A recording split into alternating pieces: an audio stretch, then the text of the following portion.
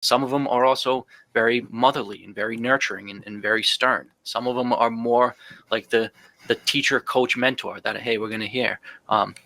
There are the insectoid mantis ones, which in my opinion, they're the ones that are kind of coming in and showing you how that world is run and how your body's being run. But it started with first seeing the space and then being welcomed in the space. And then when I would go in there, like I said, all these energies would kind of glob onto me. And it was just kind of overwhelming at first to kind of be like, you're just being bombarded with these sentient beings that are clearly trying to communicate with you. And it's not a verbal, like, English professor saying, well, Adam, we're going to learn about the pyramids today. It's just like telepathic, conscious kind of communication that's happening. But then that kind of morphed into, I would go there and then my body would be like explored and looked at, and not in some like sexual way. But I think this is where there's some similarities between like alien abduction stories, because you do feel as though you're out of your body, you're removed from some space, you're being interacted with, and things are kind of penetrating you and going in and out of you. But it was almost, it was nothing. There was no ever feeling that they were being malicious, being mean or trying to hurt or harm me in any way. But that was kind of fun. So I would get into the space and it's like, all right, I'm either going to see a show or I'm going to go see my buddies. A couple of times I actually did shrooms and DMT. So I would go in and like I'd be tripping balls on shrooms, and I go into the DMT space and they would like kind of laughing at me, being like, yeah, Adam's back in. Look, he brought shrooms. So they like, I felt as though they were really fun interacting with my consciousness, whoever they were.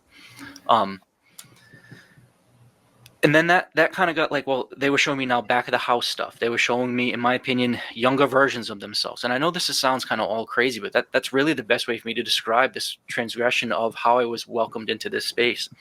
And my girlfriend, who actually does the DMT quite a bit with me, she's had quite a few of these interactions with explicitly mantis-looking insectoid beings. That particular group, and again, it's not like every time you're seeing the same thing, or it's like, oh yeah, that's Frank the Mantis and he's going to come talk to me. It is like an energy feeling of, they typically come in and show you how to use your human body.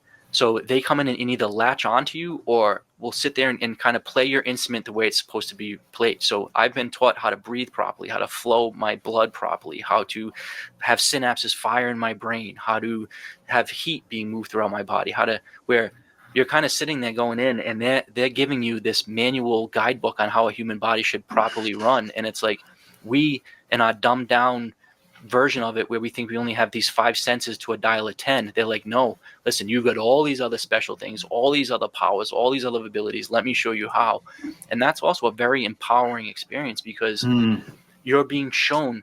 It's almost like, you have this beautiful sports car, but it's got a governor, flat tires, has no gas, and you're sitting there being like, this thing sucks. It's like, well, no, if you actually fix it, this thing's a fucking beast. And these entities, well, in my opinion, these insectoid-like beings, every time they've interacted with me, and it sounds like other people's experiences, is that they're kind of like the technicians and the whatever, like the machine people that teach you how to work your body. But those ones I love to have, and not to say every time I go into that session I pray for those, but those are really fun, because you come out learning how to use your body in a different way that you can still apply when you're not in that DMT space. So like, I know, I'm my everyday walking state, that reality is still there. It's still that energy, those vibrations, the ability to tap into it is all right there.